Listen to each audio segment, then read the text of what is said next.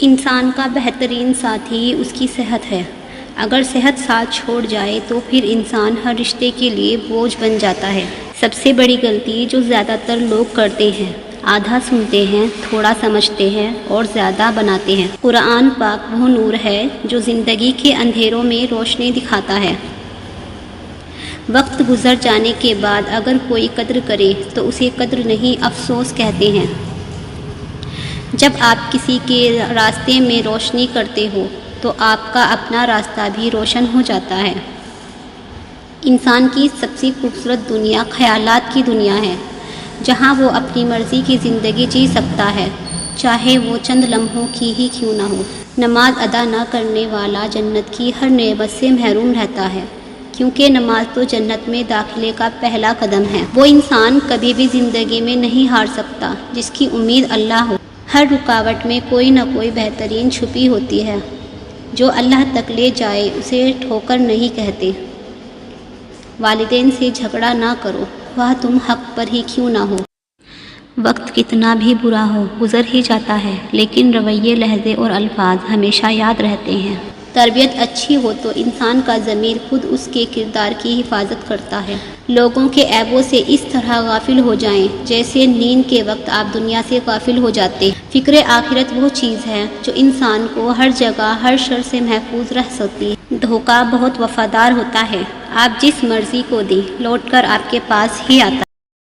جھوٹ جلد اس لیے بک جاتا ہے کیونکہ سچ خریدنے کی اوقات کسی کی نہیں ہوتی۔ مشکل دستک دے تو خوف زدہ نہ ہو، آگے بڑھ کر دروازہ کھول دیں کیونکہ کامیابی ہمیشہ مشکل کا بھیس بدل کر آتی ہے۔ تمہاری مشکلات چاہے آسمان جتنی ہی کیوں نہ ہو، اگر تمہارا یقین اللہ پر ہے تو کوئی تمہیں ہرا نہیں سکتا۔ جس خواہش کو تم اللہ کی رضا کے لیے رد کر دیتے ہو، وہ اسی خواہش پر راضی ہو کر اسے تمہارا مقدر بنا دیتا ہے۔ 3 چیزیں انسان کو اللہ سے دور کرتی ہے: اپنے عمل کو زیادہ سمجھنا، اپنے گناہوں کو بھول جانا اور اپنے آپ کو سب سے بہتر سمجھنا۔ جب لوگ غصے میں ہو تو ان کی بات غور سے سنا کرو، کیونکہ اصل حقیقت تب سامنے آتی ہے۔ حضرت علی رضی اللہ تعالیٰ عنہ نے ارشاد فرمایا، جو نماز عشاء کے بعد سورہ ملک پڑھتا ہے اللہ اسے قبر کی سختی، موت کی تلخی اور جہنم کی گرمی سے محفوظ رکھتا ہے۔ اگر کسی کی تکلیف دیکھ کر تمہیں تکلیف ہونے لگے تو سمجھ لینا تم اللہ کے بنائے ہوئے بہترین انسان ہو۔ دل جیتنا چاہتے ہو تو آواز میں نرمی پیدا کرو۔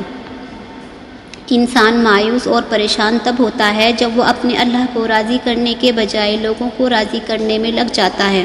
سوچ کے ساتھ زندگی میں آگے بڑھو کہ اللہ نے یقیناً بہترین ہی سوچا ہوگا۔ لوگوں کے اخلاق کے مطابق ان سے میل جول رکھو اور اعمال میں ان سے علیحدہ رہو۔ وہ جگہ چھوڑ دو جہاں تمہارے احساس اور تمہارے الفاظ کی قدر نہ ہو، پھر چاہے وہ کسی کا گھر ہو یا کسی کا دل۔ لوگ چہرہ اور مال دیکھتے ہیں، میرے اللہ دل اور اعمال دیکھتا ہے۔ ہم سفر قدر کرنے والا ہونا چاہیے۔ گھر پیسے اور طاقت سے نہیں بلکہ محبت اور اتفاق سے چلتا ہے۔ رسول اللہ صلی اللہ علیہ وسلم نے فرمایا، تم صبح شام 3 مرتبہ سورہ اخلاص، سورہ فلق اور سورہ ناس پڑھا کرو، وہ تمہیں ہر چیز کے لیے کافی ہو جائے گی۔ سچے اور دل کے رشتے درختوں کی طرح ہوتے ہیں جو اپنی نشو و نما میں فقط توجہ اور دیکھ بھال کے علاوہ کسی چیز کے طلبگار نہیں ہوتے۔